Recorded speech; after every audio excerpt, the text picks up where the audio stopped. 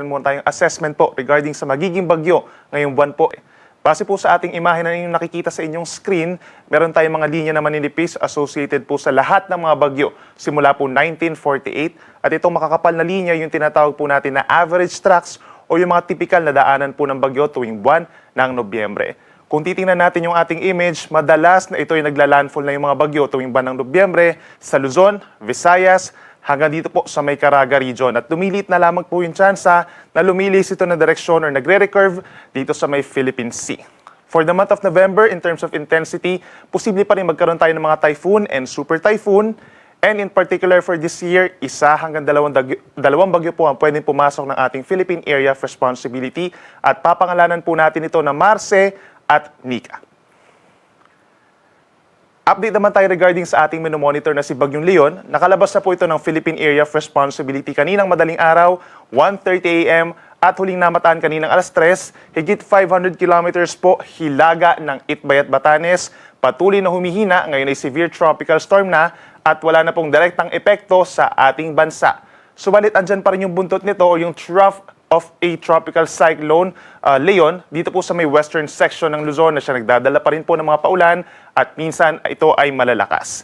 Samantala, base rin sa ating latest satellite animation, wala tayong nakikitang panibagong bagyo na papasok ng ating Philippine Area of Responsibility sa mga susunod po na araw.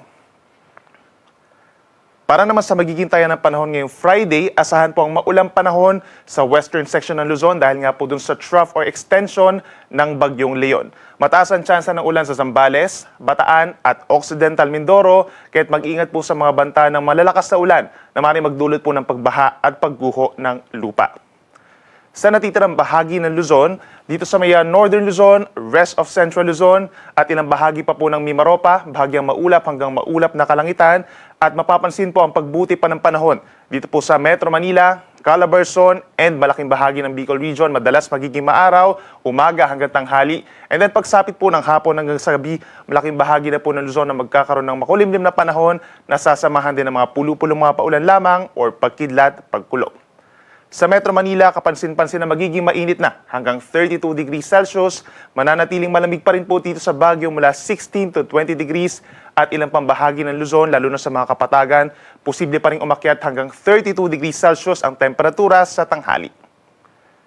Sa ating mga kababayan po sa Palawan, lalo na sa may northern and central portions, magdala pa rin po ng payong dahil asahan pa rin po ang mga paulan, dulot pa rin ng trough nitong si Bagyong Leon o yung extension nito, at asahan din po sa natitirang bahagi naman ng Palawan at malaking bahagi ng Visayas, ang fair weather conditions, ibig sabihin, madalas magiging maaraw sa umaga hanggang sa tanghali at sasamahan lamang ng mga saglit na ulan at mga kidlat kulog pagsapit ng hapon at gabi.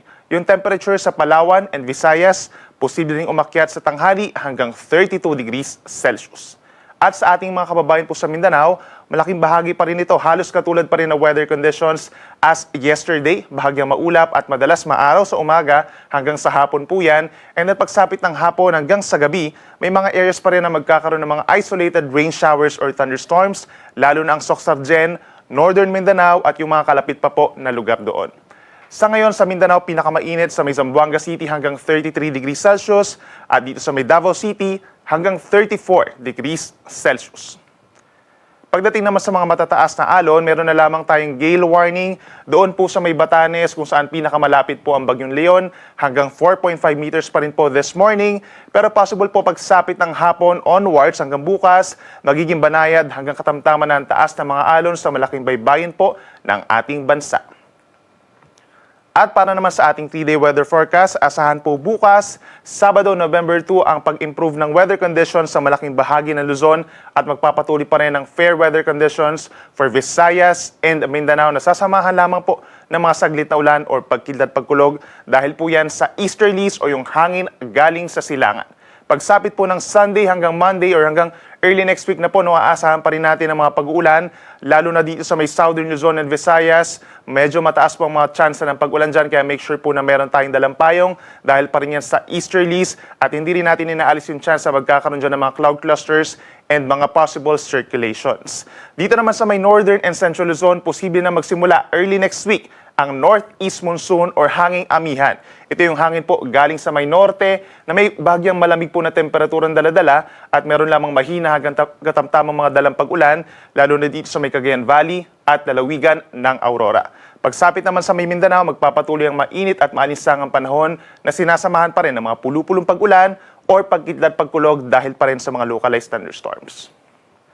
Sunrise po natin ay 5:52 a.m., sunset 5:28 p.m.